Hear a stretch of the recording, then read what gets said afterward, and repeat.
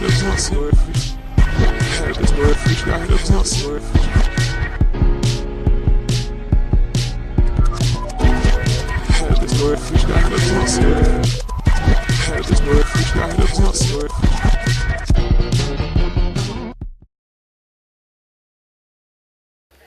everybody. You saw I walked out very slowly to give you like 10 more seconds or so break in between the lectures. Hello, everyone. My name is Chris. I am an architect from Austria, and I just turned 4 years old. We founded, together with my partner and my wife, we founded our studio in late 2013. And as 4-year-olds, we slowly develop our own language, our own architectural language, and we slowly start to stand on our own legs. But also as 4-year-olds, we are not experts in anything. So our topics we are doing our projects with are quite wide. Our themes are quite broad. And I will introduce some of the topics today. And I will talk a little bit of how an architectural toddler, as myself, is seeing the world. And I also have a cousin who is 6 years old. And if he would come over to me and would say, Chris, let me explain you how the world works, I would be very suspicious if he would have something interesting to say. But at the same time, I think it would be also very interesting, because I think as grown-ups, we sometimes lose this ability to see the world with a necessary naivety and also with a positive attitude. So sometimes maybe this change of perspective and seeing the world with eyes from a kid might also help. In order to talk a little bit about the change that I see happening in architecture, I talk a little bit about the life cycle of a building. I think buildings also have a lifespan, like we as people do. And maybe they can be divided in 5 different phases. So the first phase of a project, it always starts the same way. I think each project ever built started the same way, with an empty paper and a pen. And I think it's a beautiful thought that something so rudimental than sketching connects us and our generation of architects and future generation of architects to all the history and all the past of previous generations of builders. And I think this is quite a beautiful thought. At the next phase of the designing of the project, I think there was already a lot of change happening when I started architecture, and is still changing. The way we design is now completely different than the way previous generations designed. We, as young architects, we grew up already with different tools, with different softwares. That are very helpful for designing a project. As the introduction mentioned before, I was a ski jumper, and I grew up where ski jumping changed a little bit. Like before I started, people still jumped parallel with their skis. But I grew up already with the V-steel. This had much more uplift in the air when you were flying, because it built a triangle. And young kids, they already adapted to this style in ski jumping. And the old ones, they needed to change their behavior. Within 5 years or so, the world champion then was not anymore 25 to 30 years old. The world champion was 16 years old because of this change. And I think something similar is happening also maybe to architecture, that architects can become younger in order to really have an impact on a greater society. Also, the construction phase of a building is changing dramatically. When you think about new materials, new ways of prefabrication, new ways of building, also new rapid prototyping techniques like 3D printing, CNC milling, and so forth. And with all those technical influences in the construction, the building and the design part are moving much closer together. So architects are not anymore separated from the construction site. The using of a building, I will talk mainly about this point today with our projects.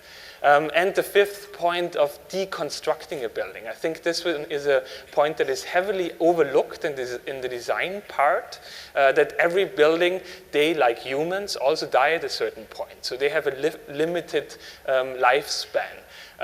And we need to have already strategies planted in the design phase of how we are dealing with deconstruction of a building, because our resources are getting scarce and we cannot afford to waste any materials like copper or so in the deconstruction anymore. So to find strategies of how you reuse certain elements and give them a second life after the building is deconstructed is a very ecological thought and strategy moving forward. It is like important to somehow live with buildings and not in buildings, because it is always an active measure. Because there is a lot of change happening, and architects are part of this change. But at the same time, the building industry is the biggest polluter of our planet, and that includes us architects. And this is a very weird stage, because we are conscious people. We know that climate change is real. We know that the rising of sea levels is a big threat. So we are conscious people, but we are still the one in an industry which is the main polluter of our planet. So the construction industry is using 50% of all the energies on our globe. It's producing more than 40% of all the CO2 on our Earth. So I think in order to change that, it's also on us young architects to make an impact and think of how can we alternatively design buildings. Because this one is not the way how we bring nature back into our cities. And this is not from a movie or so, from Blade Runner, but this was really in Beijing. I lived for 6 years in Beijing, so I know firsthand what smog and what pollution really can do to a body. I am a Libra. I was born in October.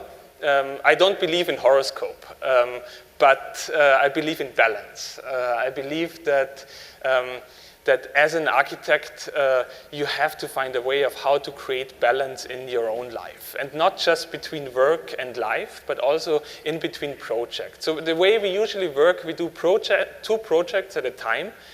One project is for a client, which is paid, which somehow also pays for the office.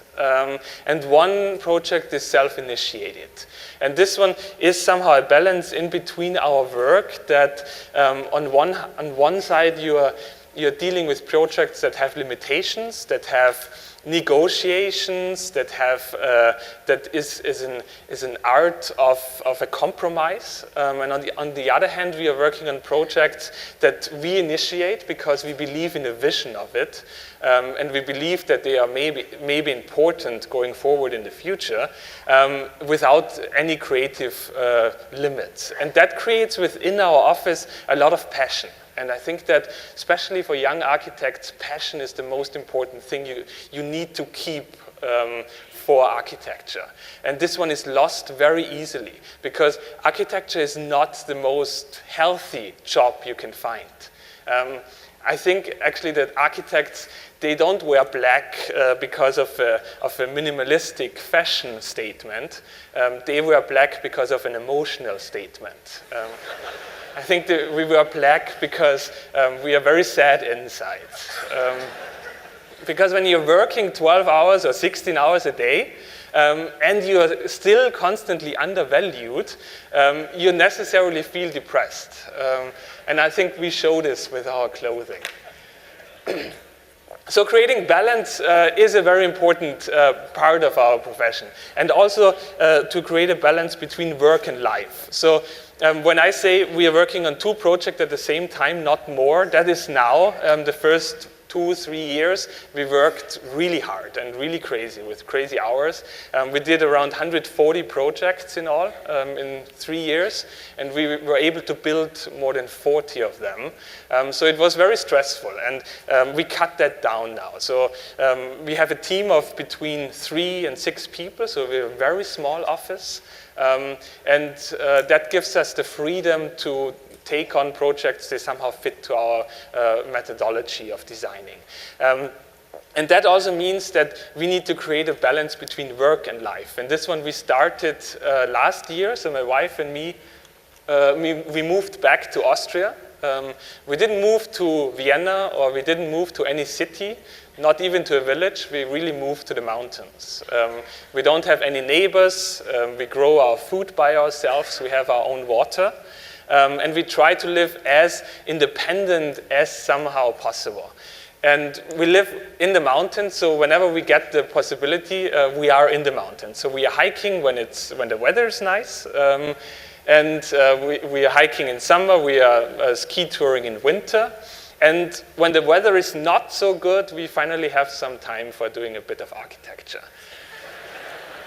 But my talk today is about architecture, unfortunately, because about the mountains would be a much more interesting lecture. So it's a pity for you, but I have to talk about architecture. I believe that whatever your lifestyle is, it influences greatly your work. So we are in a generation of flexibility. We are living in the mountains. So these are all adjectives that describe somehow our work. I start with the term natural. We try to design in a very ecological way, and that means on one side we try to work with ecological building materials that have a low carbon footprint. We try to work also with building techniques that are ecological. And one project that sums that up is the first one I'm going to introduce. When I moved first to China, I got introduced very early to bamboo as a building material. That is from my wife's grandfather, and he's a bamboo craftsman. He's building baskets out of bamboo. And I was introduced to the material bamboo as a structural material, and I was fascinated by it, because bamboo, some kind of bamboo can grow up 1.4 meters a day. When you harvest bamboo, you can harvest bamboo within 3 or 4 years compared to a tree which takes 70 to 120 years. When you harvest bamboo, the root regrows a new shoot of bamboo. So it's a very unique building material, also when it comes to its structural capabilities. We climbed on trees, we were at the treetops, we saw the wildlife on the treetops. We were somehow one with the birds. But when we grow older, we mostly go to the forest and are somehow lost without any orientation or any views. So this project, when you stack it vertically, it somehow connects people then back to our natural environment and also to the wildlife on the top of the trees. So it took around 1 year to develop a joint. So this one was the joint. Bamboo comes in canes that are maybe, when you're lucky, like 9 meter to 10 meter long. If you want to build a big structure, that also means that you have to find a way of how to combine them to form a really large beam. So a lot of development went into bamboo, although it's a very hands-on approach. So here we did some tests, some first tests on a site in Beijing for a little pavilion. We funded all of this. So this one was one of the projects that we initiated by ourselves. There was no client, there was no money on it, so we paid all the development and so. So we built this by ourselves. The people you see there is part of our team. Or part of those people, not those, but the ones before, are our team. And we built it by ourselves to really get to know bamboo as a building material. here are some of the building joints. So there was no steel involved in this building technique. All the joints you see, they are tied up with ropes. So you have just building materials that are very ecological and that you can reuse after construction. Here you see the bamboo and the ropes. I love architecture from its creativity side, but I hate architecture on a business side. So whenever we try to develop something, we think more about architecture as how can architecture work as a product design? Because I'm a little bit jealous at product designers who design a chair, and this chair is really successful and they can sell it 1,000,000 times. But as architects, we try to design always a masterpiece with every project. But I somehow would try to like to combine architecture with product design. That you think that it can come in this size, but if somebody has a larger lot, it can come as a yoga studio. This one is a little hotel structure, which is currently under construction. Or a larger community house. But everything is based on the same joint, and it can be then stacked and extend in every direction. And it can also shrink over time. If somebody doesn't need so much space anymore, it can shrink, and all the building materials can be reused as scaffolding or so somewhere else. So here you see a little bit of a build-up, because a lot of people, they have now sites. And they don't necessarily want to sell the site, but they also don't want to build a house on the site. So maybe they wait until the market is better. So they want to build something in between, which they can take away in 10 years or so. So we get a lot of calls from people who try to build something temporary. So our first project in this sense, so we published, because we self-initiated the project and we published, it was widely published, and then people came to us. The first guy was a filmmaker from Los Angeles, and he had a lot in Ecuador, and he wanted to build an ecological surf village in Ecuador. So we sent our project architect there for 2 months, and he built with a community approach with people around, not necessarily builders, but just people who wanted to help out, local universities, local students. They started to build the first bamboo structure. And this one is the first one on site. This one has 7 rooms. It's a little hotel for surfers, and more structures then are about to come. And this one becomes an ecological surf village within the mountain, within the forest. The large idea, though, is to have a really ecological life cycle of a building. So you plant bamboo in the bamboo grove. This one grows then for 3-4 years until you can use bamboo for construction. But whenever you take out one bamboo shoot, you plant in 2 more. So therefore, the forest around the development grows, and the building itself also can grow. I'm not necessarily saying that in future we all have to live in bamboo houses in our cities, but people are moving to the cities. By 2050, more than 70% will live in cities. And if we continue the way we are building at the moment, that creates huge problems for the future of our cities. So I do think we need to think about some ecological alternatives to the building methods we have at the moment. And maybe going with bamboo can be one in the future, because it is an incredible building material. I was not really trained for bamboo. I was trained in university to be like a digital architect. We were used to a lot of software and trained in a lot of tools. So this hands-on approach was something a bit new for me. I learned it, of course, with my father as a carpenter, but from an architectural standpoint, this was new, to develop something with hands, because bamboo is an imperfect material. It's very difficult to design with it on the computer with some imperfection. But imperfection is also the beauty of our world. Perfect things getting boring after some time. So we did this little project. This one was one of our first projects, which is called the Cola Bow, and we worked with Cola together and with an initiative to show people to recycle plastic waste and to make treasure out of trash in a way. So people can install their own cola bottles then on this sculpture. And whenever they bring 10 empty cola bottles back, they get one new one. So we collected 17,000 cola bottles. We installed them in this one, and I tried to design this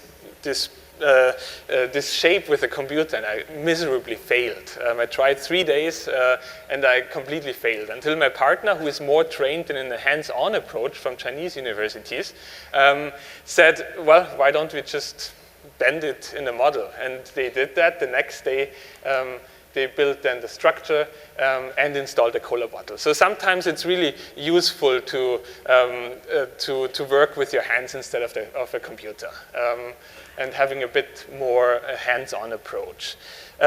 Modular systems, very important topic in our office as well. We think a lot of how actually building gets constructed in a more efficient and in a more ecological way. China is based on bamboo construction. Austria, Switzerland, and Europe is based on wood construction, especially in the Alps. And it is no wonder that cross-laminated timber was invented in Austria 30 years ago. And the benefit of cross-laminated timber is that the wood itself cannot shrink or expand. And this is the big problem when it comes to wood construction. But because it is cross-laminated, it cannot go in any direction. And that makes it possible to use wood for high-rises. It is proven that people who live in wood houses, for example, have a lower heart rate. It is healthier than living in concrete structures. So it comes with a lot of benefits.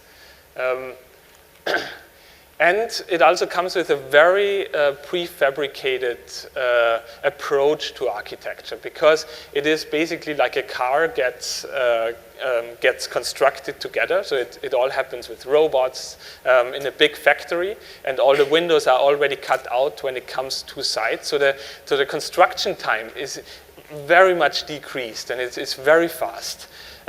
So we are designing at the moment a residential tower in Canada, in Toronto. And Toronto is a big country for wood construction, with a large history in wood construction. This tower was inspired then with the prefabrication method of the Habitat 67 from Moshe Safdie. And all those voxels get prepared off-site, get delivered then to site, and then craned in place for construction. Also, we try whenever possible to interact the building with nature. So there are trees, bushes, etc. on the high-rise. So to turn somehow this typology of a house with a garden into an apartment with a garden with a very nice view. Here, a couple of images. The balconies. And I really like this approach of a diagram, that you have a natural resource which grows your building material. This one then gets fabricated to the building structural material itself. And after the building gets demolished or taken down, it finds some reuse as a second life then after in the building. Cultural is a very important term for us as well, not necessarily as cultural buildings, but as that architecture is combining cultures, or that architecture is an expression of a certain culture. And it was always that. Like, architecture was always a main art form of expressing a culture. If you think back, Victor Hugo said that like cultures, they wrote their messages with stones. So they construct building in order to find their own identity. So architecture was always this important tool to communicate who you are, your own identity. But I think then with the printing press, it lost a little bit to literature as the main dominating art form, and it especially lost a lot of its influence with modernism. I think modernism in a way was a very good, or brought some very good parts, but it also made look everything the same. So it doesn't matter if I'm now in Kuala Lumpur or I'm in New York or I'm in Beijing, the towers, they actually all look the same. And how can anyone be inspired by a place if architecture looks the same everywhere? And so I do think that buildings, they need a belonging. I think that buildings, they need to respond to a certain site, and they need to respond to a certain vernacular or traditional architecture of a certain place. So we, in our office, we try to define this cross-cultural language, because we are from the East and the West, and we are trying to somehow combine those different viewpoints on architecture in our projects. So I go through a couple of cultural projects we did, or we are still doing. So the first one is a project in Beijing, which is a small gallery. And it originated as a gallery from the cave, which were, if you think about it, the first galleries mankind had. So a gallery always consists of two parts. So one is for art, which is a white box or a black box, and one is somehow to guide the audience into the space. In order to do that, we created the arc as an element and combined it with cross arches. And the arc is the structural equivalent from a cave. And both of that then gets combined in this lobby entrance, which guides people then into the art spaces. Being in China, this project took from the first sketch we did until the opening of this, it's a bit over 1,000 square meters, 31 days. So it is an incredible construction speed. There were more than 120 construction workers in this small space working on it. Another project is a project in Beijing. It is a little hotel. It is right next to the hutong areas, and a lot of the hutongs, the traditional houses in Beijing, they are getting demolished because of larger developments. And we reused the bricks from those demolished hutongs in order to build the facade on this one. And inside of the hotel, we did like smaller rooms, so it's like entering a hutong area in Beijing, and you're guiding your way around it. I said my dad was a carpenter, and he built also my children's room, so this one in the back is me with hair. And you see this wall there, and this is like a fake wall. It is a second wall, and behind it there were two more slides, and there were hidden drawers, what I can discover. So I discovered years later still some drawers with some hinges, how to open that and so. So this space always drew so much curiosity for me.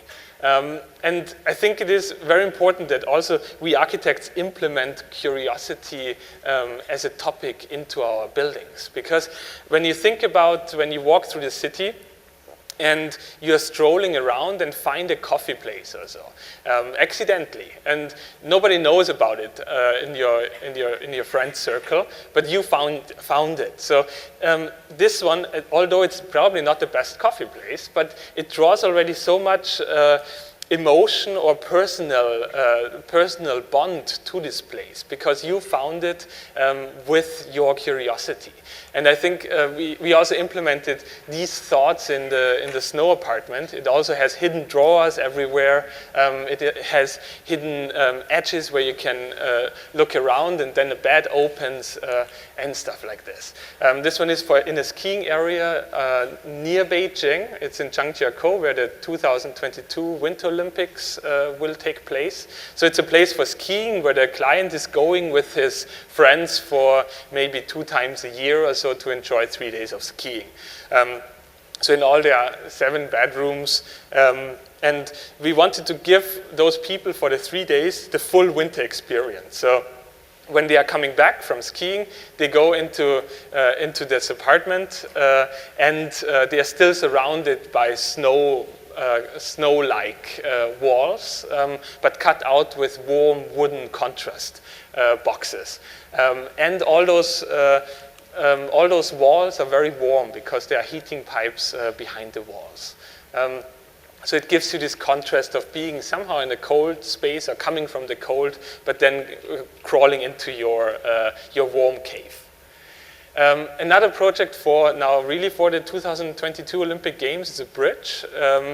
We did not win this project, unfortunately, but we developed it with Arup, with the structural engineers of Arup, and we wanted to create out of the logo, we wanted to create an icon for the Beijing Olympic Games as a bridge that connects Beijing with the area where the skiing competition take place.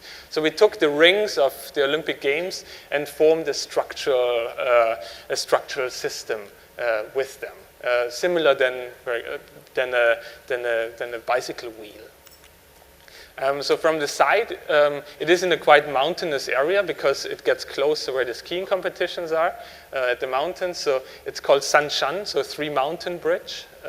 So from the side, it looks like 3 mountains. From the top, it's more like a DNA string. And from the front, it's like this inviting circle. And the circle, if you think about again, a cultural element is an element of entrance. If you think about Chinese gardens, they always are cut out with a circular entrance. Yeah, so when you get closer, your perspective and also your perception of the bridge is changing. So it turns from a mountain into this circle that somehow hugs you and where you feel welcome to go through.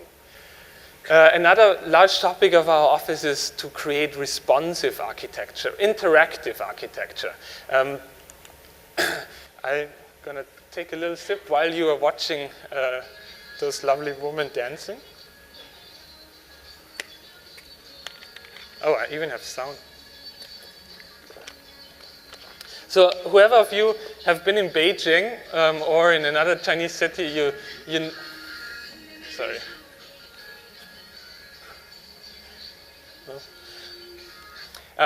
Knows that on plazas there is always life. When the shopping mall, for example, is closing, then people are either playing mahjong on the sidewalks or they are dancing with each other. So there's still this communal feeling. This project then should be a landmark between the city and nature. So it takes on so the noise of the city in a way, the sound of the city, the vibrant city, and then turns it slowly into a nature. So this one is a gate between the city and the natural park. The park is filled with myrtle trees. So we took the color of the leaves of myrtle trees to express them in our fins. It was organizational-wise, a very difficult project to do because all the fins, they were different, more than 700 fins between 2 meters and 13 meter height or 12 meter height. They all had different profiles, so, but with tools you learn today in university, it was then pretty fast then to do all the drawings for each of the fins. And then there were the name tags already placed where the workers then can install them. Within the fins, they are perforated towards the top, and they have LED lighting in there.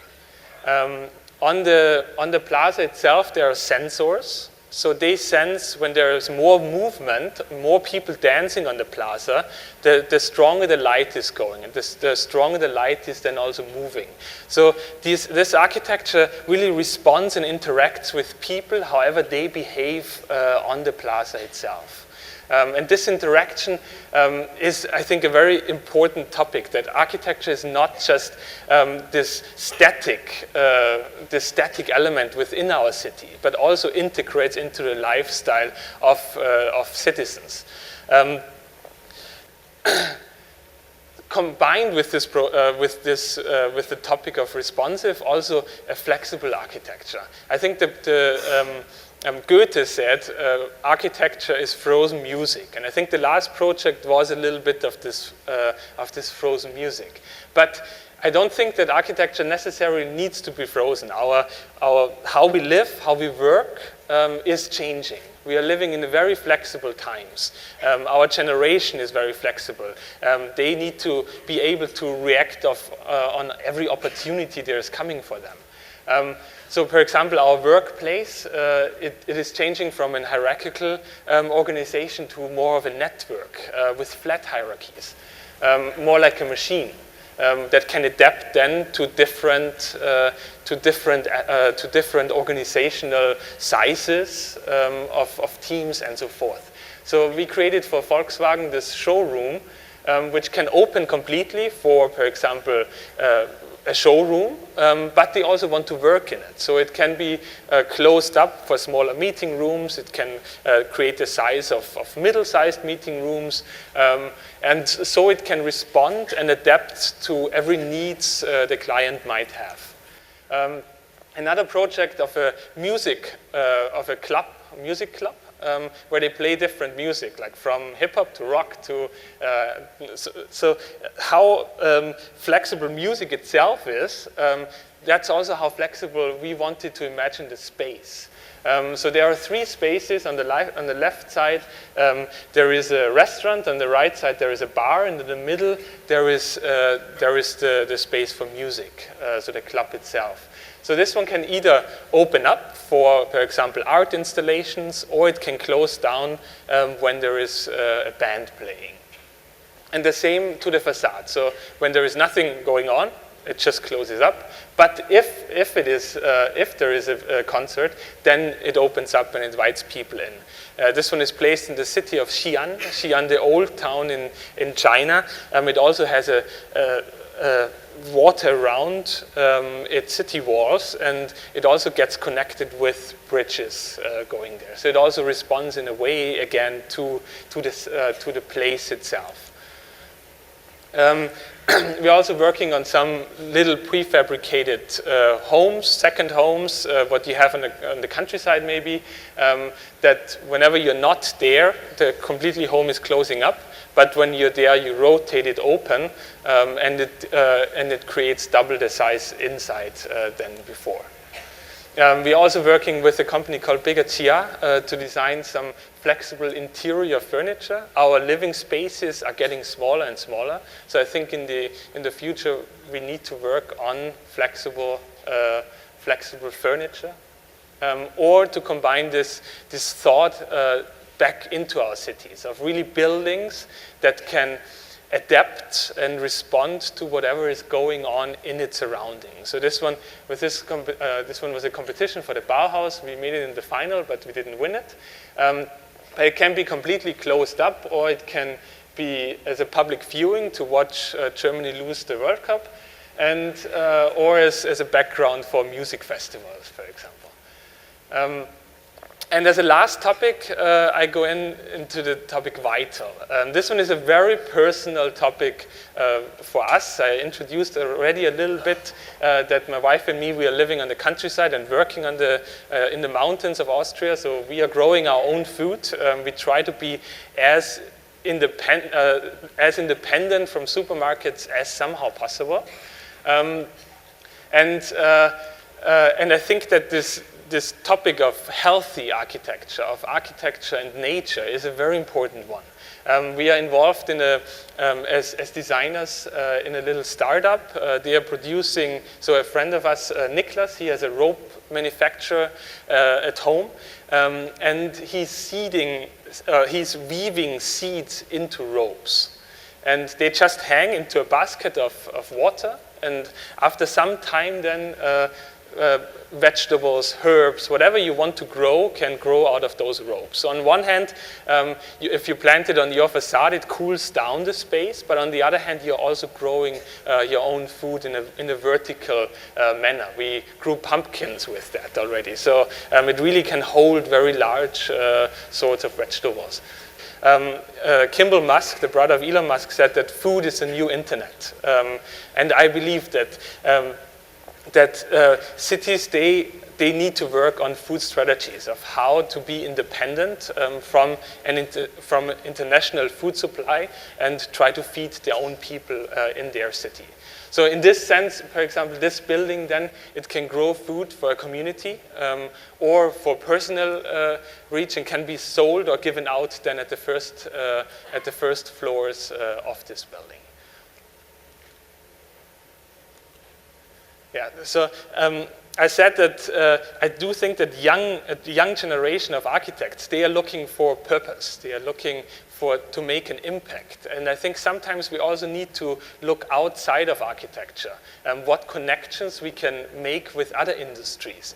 And for example, in this project, real food is about community. And good architecture is also about community. And I think both of them, they can then influence each other to bring it to a better result. And innovation does not always need to be high-tech. It can ask just for the basic human needs what people have, and maybe address those needs then in a different design.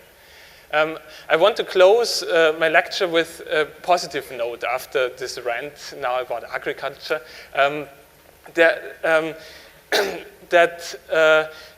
I talked a lot about how a young generation of architects sometimes feels lost in our way of architecture when they come out of an architectural university, for example. And I also know maybe why this is, because I had a book when I was a kid, and my dad gave it to me, and it was somehow of a scale-out book. And maybe some of you know this as well. It started with 3 triangular shapes. And then on the next page, it zoomed out a bit, and you saw that those triangular shapes are the comb of a rooster. And it zoomed out the next page, and you saw that some children, they're looking at the rooster. And on the next page, you saw that this was just a cover on a magazine. And it zoomed out from page to page until the last page, where you see then the Earth from a moon's perspective. And I think when we are taught architecture in school and in universities, we see it as this broad thing that connects generations of architects, that connects all of our history, this dominating art form that is so important to express our identity. And this is overwhelming for young architects. But I do think that real change does not happen on this last page of the book. It happens in all those pages in between. Because this play field of architecture got so wide, and people can find their own niches between those pages and make their impact then on those pages. And because this playing field is so wide, it also opens up so many opportunities for young architects. And if this impact, what they create then on their own niche, is large enough, then it can have an impact on the whole business of architecture, how we perceive buildings. And I think that is then a beautiful, beautiful thought, that also with the smallest changes in it, it can change how we look at architecture as a general. So for myself, it is a very exciting time to be an architect, even though a very young architect. And I still look at the world with the eyes from an architectural toddler, and I think my puberty still can wait. So thank you very much for paying attention.